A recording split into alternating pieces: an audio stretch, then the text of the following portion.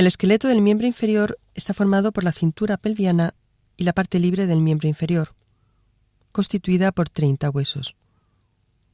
El fémur, que constituye el esqueleto del muslo, la rótula, la tibia y el peroné constituyen el esqueleto de la pierna.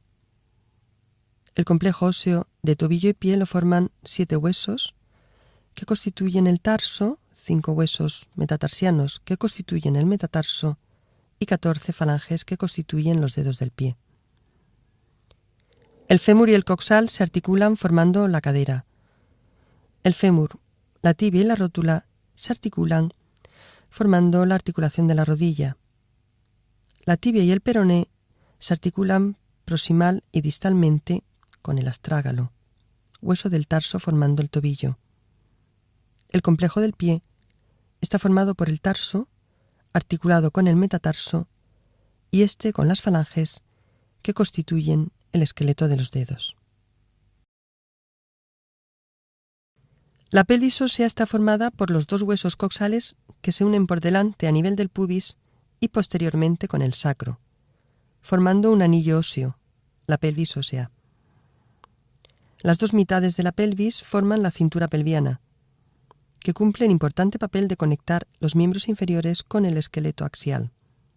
La articulación coxofemoral, formada por el coxal y el fémur, se caracteriza por su excepcional estabilidad, esencial para soportar las enormes fuerzas asociadas con la locomoción y el ortostatismo.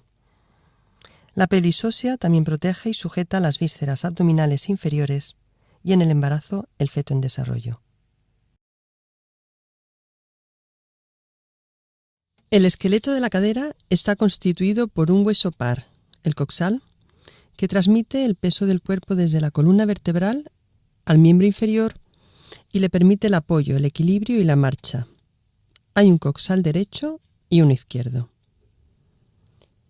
Ambos coxales se articulan lateralmente por detrás y por arriba con el sacro.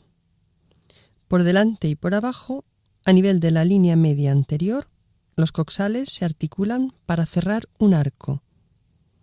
Se forma así un anillo óseo sólido y resistente que se llama pelvis o cintura pelviana. Adquiere una disposición de arquitectura ósea que permite funciones diversas como la bipedestación, la locomoción y la protección visceral. El coxal es un hueso robusto, aplanado y de mucha superficie, cuya forma irregular se compara a una hélice con 2 palas anchas retorcidas sobre su eje, de forma que el plano de una pala no coincide con el de la otra. El segmento que une ambas palas es más estrecho y tiene una cavidad que mira hacia afuera, la cavidad cotiloidea o acetábulo, en la que entra la cabeza femoral para formar la articulación coxofemoral o articulación de la cadera. En el adulto, el coxal es una pieza única que procede de la soldadura de 3 centros de osificación que aparecen entre el 2º y el 5º mes de vida prenatal. Los 3 centros crecen y confluyen en la cavidad cotiloidea o acetábulo, donde aparece un cartílago en forma de Y que representa la confluencia de los 3 centros de osificación. Así, el coxal está constituido por la reunión de 3 huesos que en la infancia conservan su independencia y en el adulto se unen al osificarse el cartílago. En trazos blancos hemos representado el cartílago. Estos 3 huesos son el ilion o porción craneal, el isquion o porción dorso-caudal y el pubis o porción ventral.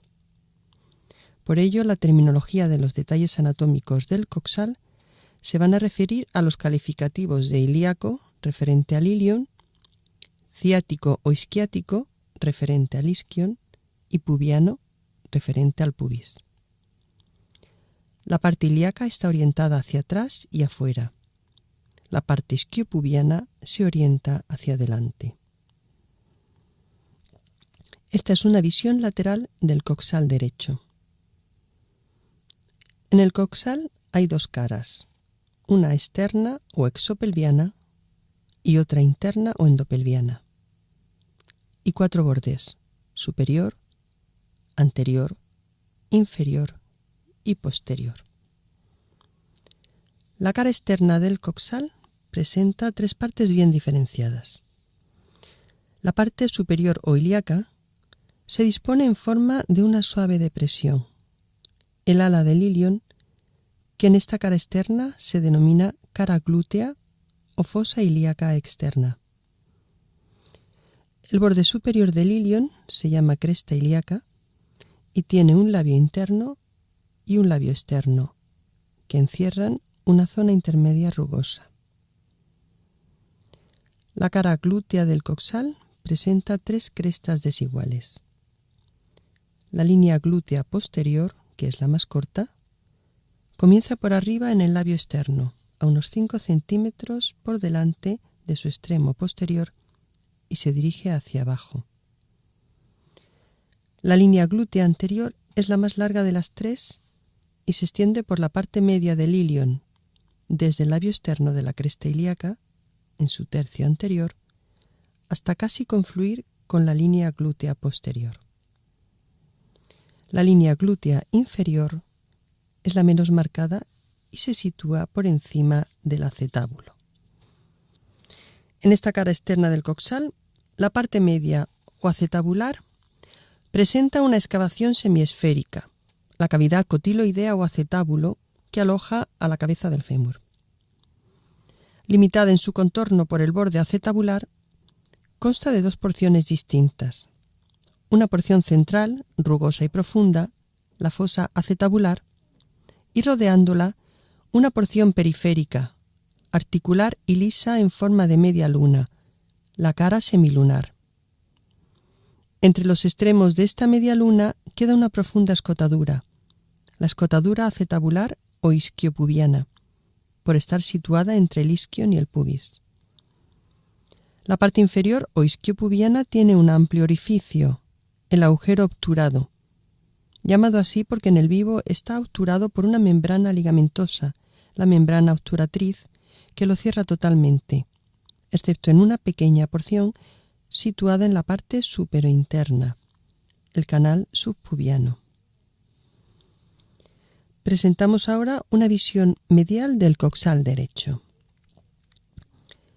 La cara interna del coxal está dividida en 2 sectores, uno superior y otro inferior, por la presencia de una línea saliente, la línea arqueada. El sector superior corresponde al ilíaco y en sus 3/4 anteriores se dispone en forma de una depresión, más profunda que la descrita en la cara externa. Es la fosa ilíaca interna. Por detrás, el ilíaco presenta un saliente en donde se puede distinguir una cara auricular, semejante a la descrita en el sacro, con la que va a articularse formando la articulación sacroilíaca.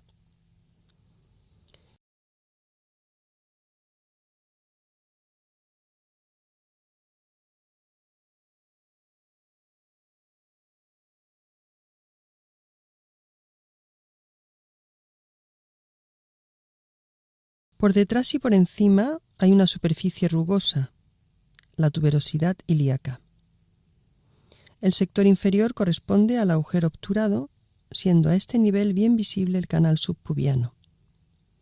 El pubis forma la parte anterior del agujero y el isquion la parte posterior. Por delante, el ilion se une al pubis, en el que hay una parte horizontal, la rama superior, por encima del agujero obturado. Un cuerpo del pubis con una superficie articular, la cara sinfisal, para articularse con el otro pubis, y una rama inferior descendente hacia el isquion. El isquion une el ilion con el pubis. Se une al ilion por la rama ilioisquiática, en la parte posterior e inferior del coxal. A este nivel está el cuerpo del isquion, que hacia atrás presenta una apófisis, la espina ciática o isquiática, y una voluminosa tuberosidad, la tuberosidad isquiática, sobre la que se apoya el cuerpo en la posición de asiento. Desde aquí, una rama ascendente del isquion se une a la rama descendente del pubis. Ambas ramas forman la llamada rama isquiopubiana, que constituye el borde inferior del coxal. Descritas ya las caras externa e interna del coxal, veamos ahora los bordes.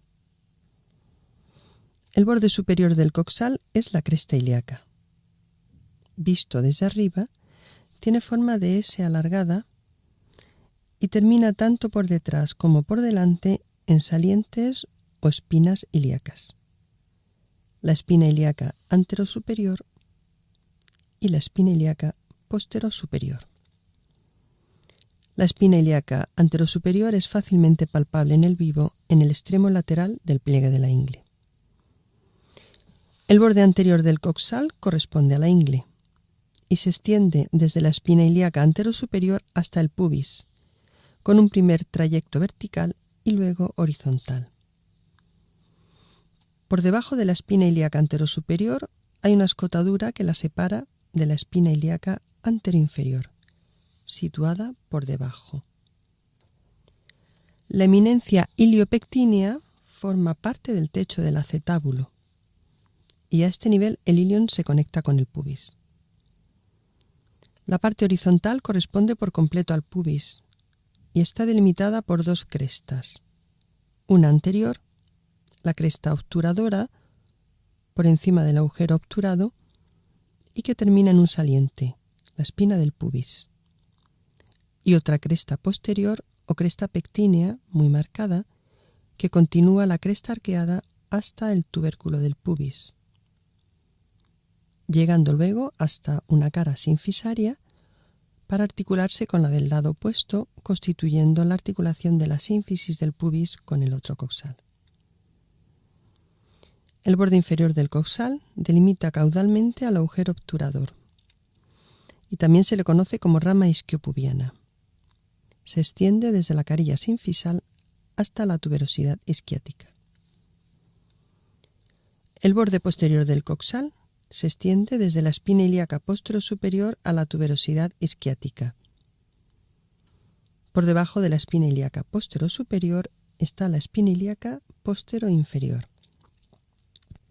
A continuación hay una escotadura muy marcada, la escotadura ciática mayor, hasta la espina ciática, y por debajo de ella hay otra escotadura menos marcada, la escotadura ciática menor, hasta la tuberosidad isquiática.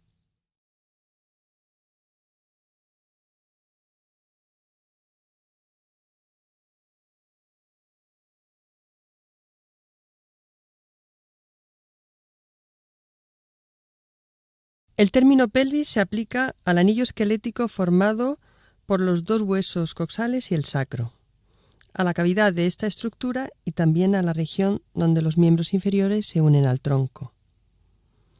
Está robustamente construida para su función de soportar el peso del cuerpo y una poderosa musculatura. Respecto a la morfología de la pelvis, la importancia de sus dimensiones es principalmente obstétrica, aunque a veces también forense. Hay diferencias sexuales y raciales. Las diferencias van asociadas a la función. Mientras la función primaria en ambos sexos es de carácter locomotor, en la mujer se encuentra especialmente adaptada a las necesidades del parto. En general, la cavidad pélvica es más larga y cónica en el hombre y más corta y cilíndrica en la mujer. La pelvis adopta una forma irregular, de embudo, con una porción superior y otra inferior perfectamente delimitadas. El límite de separación entre ambas viene marcado por una línea más o menos circunferencial, formada de atrás a adelante por la articulación lumbosacra, el promontorio, el borde interior de las aletas del sacro, las líneas arcuatas y las crestas pectíneas. Esta línea recibe el nombre de estrecho superior de la pelvis o línea terminalis. La porción de la pelvis situada por encima del estrecho superior se denomina pelvis mayor. la situada por debajo, pelvis menor o excavación pelviana. La pelvis mayor forma realmente parte de la cavidad abdominal, por lo que a veces se le conoce como pelvis falsa. Está ampliamente escotada por delante, en donde es cerrada por la musculatura abdominal. Lateralmente corresponde a las fosas ilíacas internas. La pelvis mayor está formada por las fosas ilíacas internas a cada lado y por la base del sacro posteriormente. La pelvis menor es una continuación estrecha de la pelvis mayor. Está constituida por las caras anteriores del sacro y coxis y por toda la superficie ósea de la cara interna del coxal, situada por debajo de la línea arqueada. Presenta más irregularidades que delimitan el canal pélvico, de importancia obstétrica. Está limitada por arriba y por abajo por los estrechos superior e inferior. La abertura superior de la pelvis, el estrecho superior, es de contorno variable, siendo redondeado u oval, pero estrecho por detrás a causa del promontorio sacro. Los límites de la abertura se designan como estrecho pelviano, cuyas medidas tienen importancia obstétrica.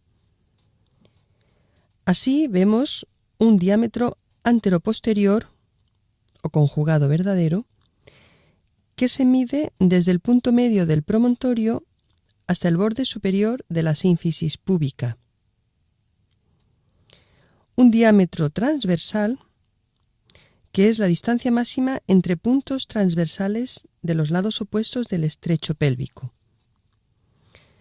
El diámetro oblicuo se mide desde una eminencia iliopectínea a la articulación sacroilíaca opuesta. La cavidad de la pelvis menor es corta y curvada, bastante más larga en la pared posterior que en la anterior. Por delante y por abajo está limitada por el cuerpo del pubis y sus ramas y sínfisis. Por detrás, por la cara anterior cóncava del sacro y por el coxis. Y a cada lado existe una pequeña área lisa y cuadrangular formada por la cara pélvica de la fusión entre ilion e isquion. La región así delimitada es la cavidad pélvica propiamente dicha, a través de la cual pasan las partes terminales de los conductos digestivo y urogenital. La abertura inferior de la pelvis es el estrecho inferior y tiene un contorno menos uniforme que la abertura superior, estando estrechada posteriormente por el sacro y coxis, y a cada lado por las tuberosidades isquiáticas.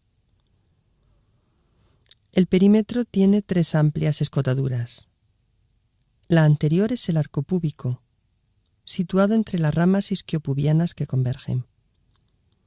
Entre el sacro y el coxis por detrás, y las tuberosidades isquiáticas a los lados, hay 2 grandes escotaduras ciáticas, divididas por los ligamentos sacrociáticos mayor y menor, en los agujeros sacrociáticos mayor y menor, para la salida de la pelvis de importantes elementos vasculonerviosos, como el nervio ciático.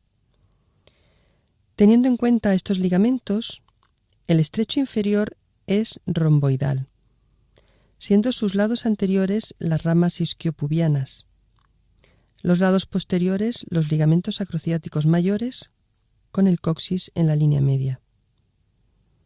El estrecho inferior, por tanto, no es completamente rígido en su mitad posterior, estando limitado solo por los ligamentos y el coxis, móvil como el sacro. En este modelo de la pelvis apreciamos también una potente cuerda fibrosa, el ligamento inguinal, que se extiende desde la espina ilíaca anterosuperior hasta la espina del pubis, que está muy próxima a la línea media anterior. Igualmente, vemos cómo el agujero isquiopubiano u obturado se llama así porque está obturado parcialmente por una membrana fibrosa, la membrana obturatriz, con el canal subpubiano por arriba, en la cara inferior de la rama horizontal del pubis. Por este hiato pasan elementos vasculonerviosos que salen o entran a la pelvis.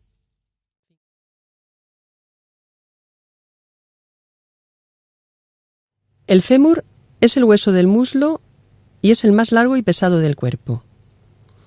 Está constituido por una epífisis proximal, la cabeza del fémur, un cuerpo diáfisis y una epífisis distal formada por dos cóndilos. Para situar el fémur en posición anatómica y distinguir si es derecho o izquierdo, vamos a fijarnos en que la cabeza femoral es proximal.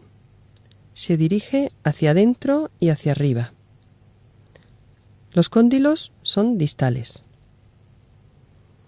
La cara anterior del fémur es lisa. En la cara posterior distinguimos una cresta muy marcada, la línea áspera. Este es, por tanto, un fémur derecho. La epífisis proximal está formada por una esfera maciza, la cabeza del fémur. Presenta una fosita, la fosita de la cabeza femoral o fosita del ligamento redondo. Por debajo de la cabeza se encuentra el cuello anatómico del fémur. Por debajo del cuello anatómico hay dos tuberosidades, una más grande en la parte superolateral, el trocánter mayor, otra tuberosidad posteromedial, el trocánter menor. En la cara medial del trocánter mayor hay una fosa trocanterea, que también se llama fosita digital porque reproduce la huella del dedo. En la parte anterior del fémur, entre el cuerpo y el cuello, hay una línea rugosa que se extiende desde un trocánter a otro, la línea intertrocanterea anterior. Por detrás, en la misma dirección que la anterior, pero más marcada, hay una cresta prominente que se dirige de un trocánter a otro, la cresta intertrocanterea o línea intertrocanterea posterior. Por debajo del trocánter menor, rodeando al fémur, se encuentra el cuello quirúrgico, llamado así porque es la zona donde se suelen producir fracturas en el adulto. El cuerpo del fémur es de forma prismática triangular, con una cara anterior lisa y dos caras posteriores limitadas por una línea doble rugosa, la línea áspera, que tiene un labio interno y un labio externo. Esta línea, hacia arriba, se divide en cuatro para inserciones musculares y hacia abajo se bifurca en una línea supracondilia lateral y una línea supracondilia medial, formando la cara poplítea, que es triangular y lisa, en la que no se inserta ningún músculo. En la epífisis distal hay dos masas ovoideas, los cóndilos femorales, uno medial o interno y otro lateral o externo. Estamos viendo la cara anterior del fémur derecho. Esta parte es medial y esta lateral. El cóndilo interno es más alargado y desciende más que el externo. Entre ambos se encuentra la tróclea femoral, que es la cara rotuliana para articularse con la rótula.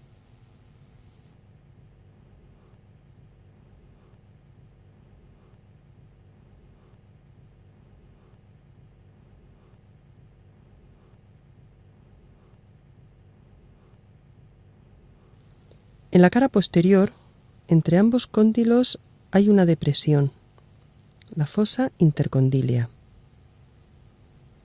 En las caras intercondilias se insertan los ligamentos cruzados.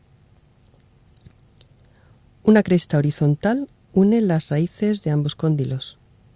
Es la línea intercondilia, que forma el lado inferior de la cara poplitea del fémur. En las caras laterales de los cóndilos, por arriba, tenemos dos salientes, el epicóndilo medial y el epicóndilo lateral. Por encima del epicóndilo medial hay una pequeña prominencia, el tubérculo del aductor.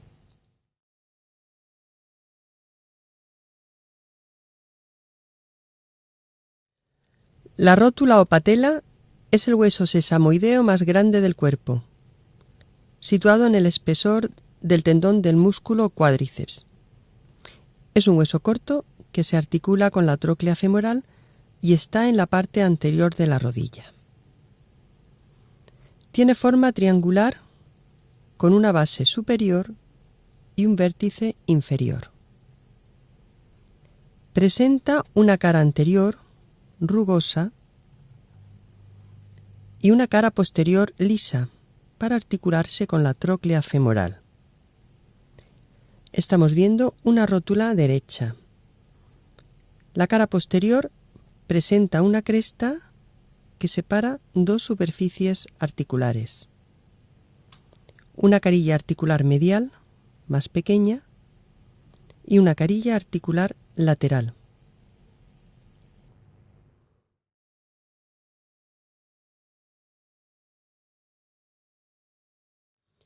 La tibia es un hueso largo y voluminoso que se sitúa en la parte medial del esqueleto de la pierna. Está constituida por una epífisis superior o proximal, un cuerpo o diáfisis y una epífisis inferior o distal.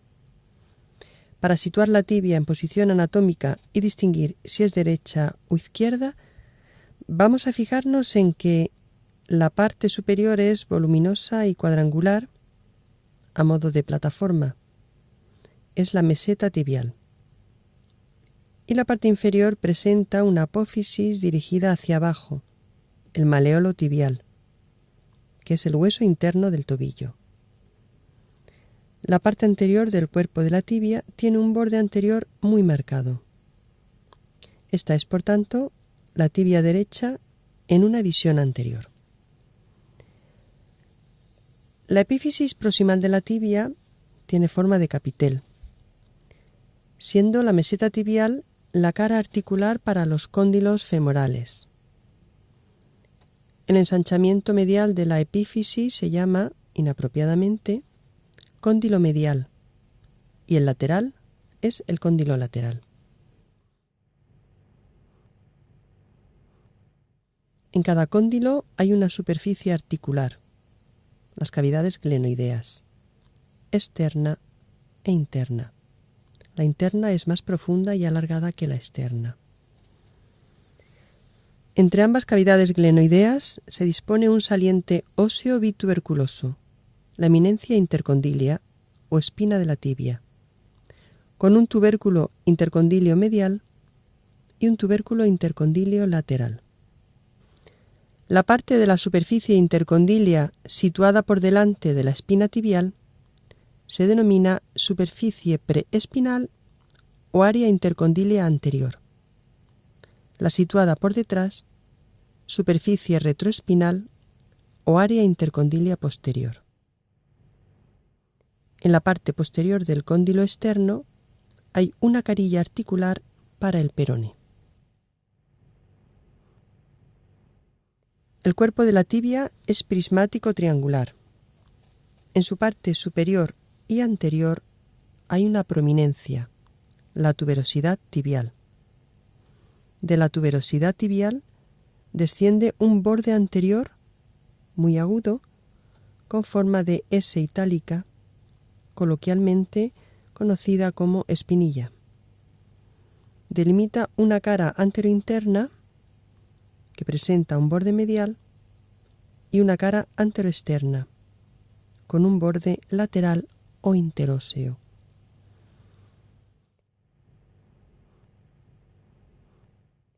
En la cara posterior de la diáfisis hay una cresta oblicua en su tercio proximal, la línea poplitea del sóleo. La epífisis distal de la tibia menos gruesa que la proximal, presenta un saliente óseo medial, el maleolo tibial, que tiene una cara articular maleolar en su parte interna y una cara articular inferior para articularse con el astrágalo, que es un hueso del tobillo. En la parte lateral presenta una escotadura peroneal para articularse con el peroné. En la cara posterior del maleolo tibial hay una pequeña depresión, el surco maleolar.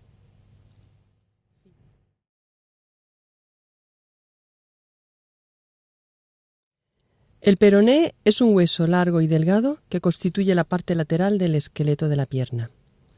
Como tiene forma de aguja, también se le llama fíbula. Está constituido por una epífisis superior o proximal, un cuerpo o diáfisis y una epífisis inferior o distal. Para situar el peroné en posición anatómica y distinguir si es derecho o izquierdo, vamos a fijarnos en que la parte superior es más cuadrada y tiene arriba un pequeño vértice y una superficie articular para la tibia en su parte medial. La parte inferior es más alargada verticalmente y tiene una apófisis más robusta y ancha, el maleolo peroneo lateral, que es el hueso externo del tobillo. El cuerpo o diáfisis es muy delgado y tiene un borde medial muy afilado. Este es un peroné derecho en una visión anterior. La epífisis proximal del peroné recibe el nombre de cabeza del peroné. En la parte interna tiene una cara articular para la tibia. Es la cara articular de la cabeza del peroné, que mira hacia arriba y hacia adentro.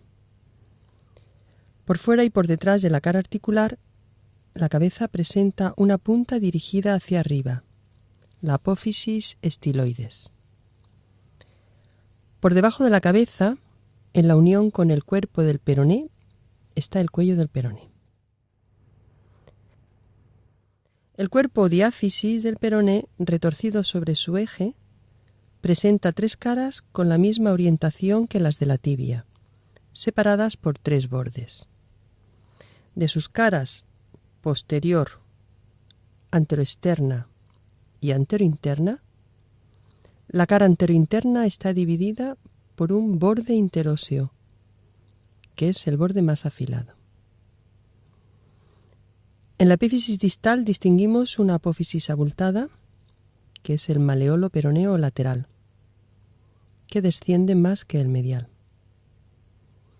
El maleolo tiene en su parte interna una superficie articular para articularse con el astrágalo.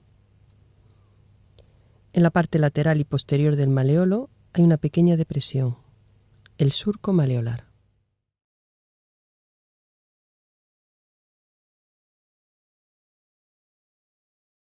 Vamos a ver el pie óseo en conjunto. Está formado por 26 huesos que constituyen el tarso, el metatarso y las falanges. En el adulto se disponen formando arcos que ayudan al pie a soportar y distribuir el peso del cuerpo, además de actuar como palancas durante la marcha. El pie tiene una cara superior, el dorso del pie, y una cara inferior, la planta del pie, en contacto con el suelo en posición bípeda.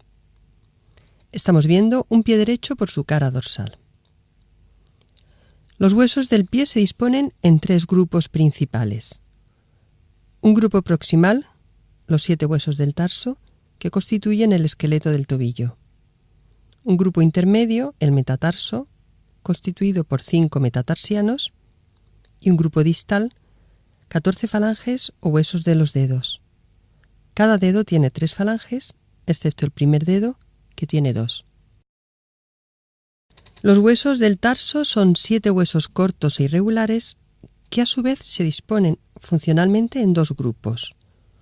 Uno superointerno, que comprende de atrás adelante el astrágalo, el navicular o escafoides y los huesos cuneiformes o cuñas.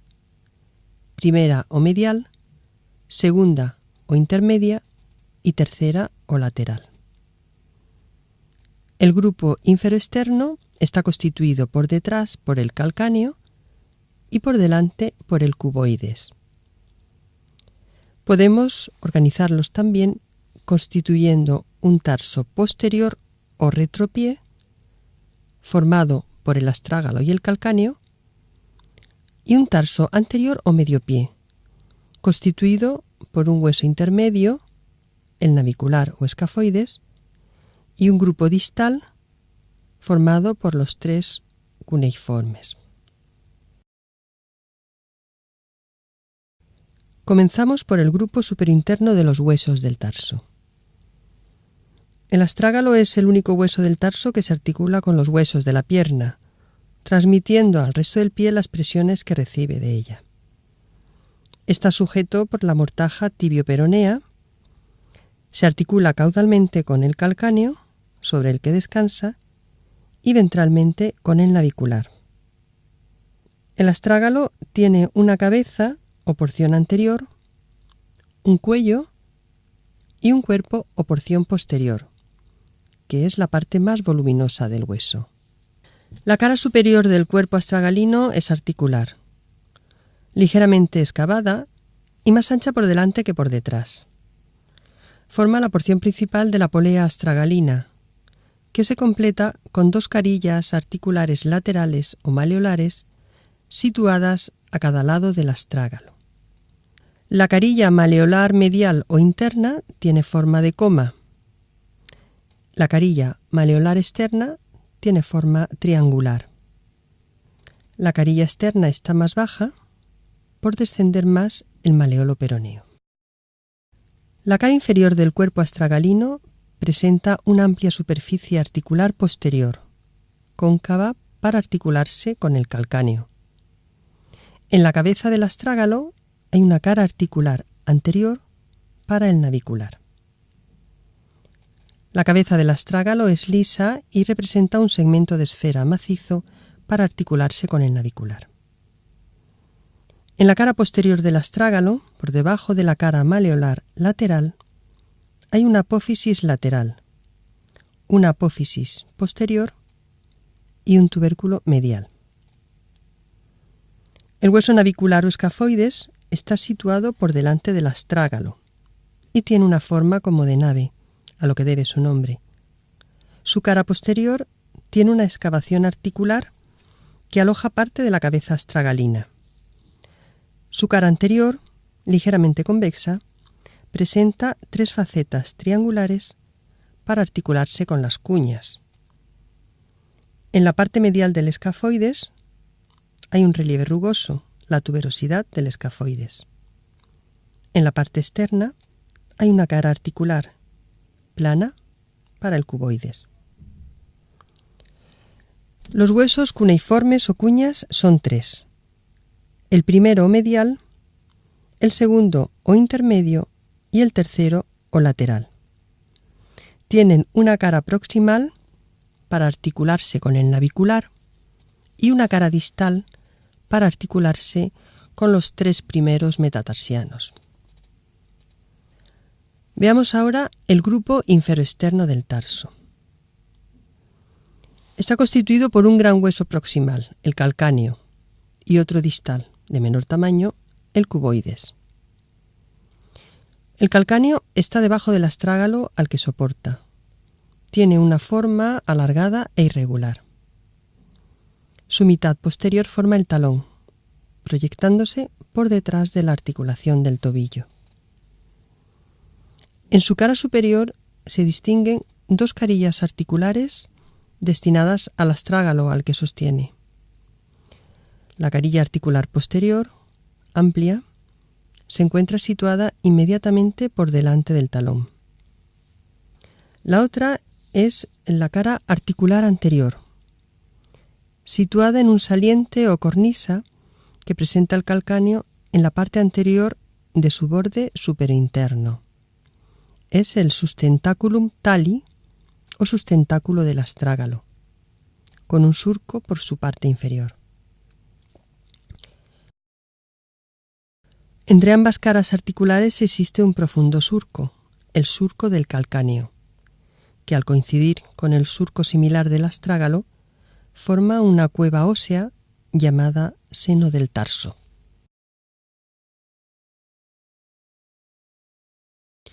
La cara lateral externa del calcáneo tiene un relieve óseo, la tróclea peroneal, con un surco inferior. La cara anterior del calcáneo es lisa y articular para el cuboides. La cara posterior es rugosa, convexa y forma la parte más prominente del talón. La cara inferior del calcáneo es rugosa y algo excavada. A nivel del talón, la tuberosidad calcánea tiene una apófisis medial y una apófisis lateral. El hueso cuboides tiene una forma irregularmente cuboidea. Su cara proximal es lisa, articulándose con el calcáneo. Su cara distal presenta dos superficies articulares para el cuarto y el quinto metatarsianos. En su cara medial hay dos caras articulares, una anterior para la tercera cuña y otra posterior para el navicular. En la cara plantar, el cuboides tiene una tuberosidad oblicua hacia adelante y adentro, la tuberosidad del cuboides, que divide en dos partes a esta cara plantar. La situada por delante es acanalada y constituye el surco del músculo peroneo lateral largo. Separando el tarso posterior del tarso anterior, se forma una línea articular mediotarsiana con forma de S o línea de Chopard. Por delante del tarso anterior se dispone la zona del antepié, formada por unos radios que se abren en forma de abanico. Cada radio se compone de un metatarsiano y varias falanges. Los huesos metatarsianos son pequeños huesos largos que se disponen de dentro a fuera con los nombres de primero, segundo, tercero, cuarto y quinto.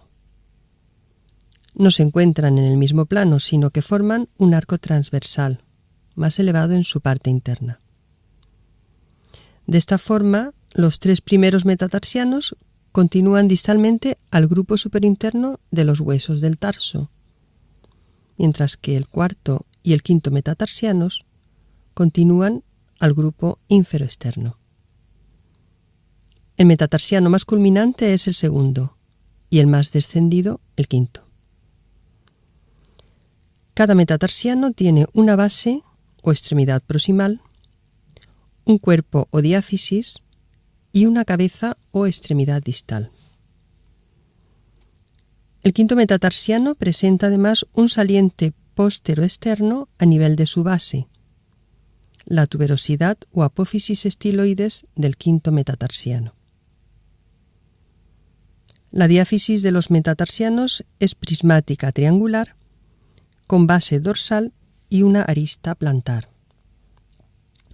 El primer metatarsiano es más grueso que los demás. Se articula proximalmente con la primera cuña.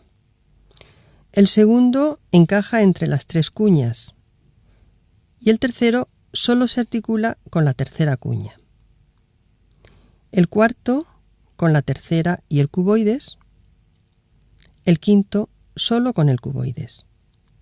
Además, todos los metatarsianos se articulan entre sí.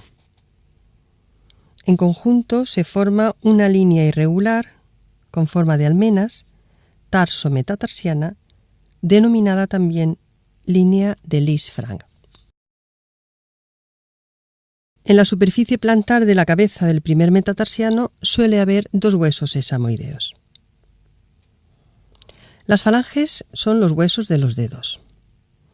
Cada dedo tiene tres falanges: proximal, media y distal o ungueal, pues la uña se dispone en su cara dorsal, excepto el primer dedo, que solo tiene dos falanges, proximal y distal. Es un dedo bifalángico y los dedos segundo a quinto son dedos trifalángicos.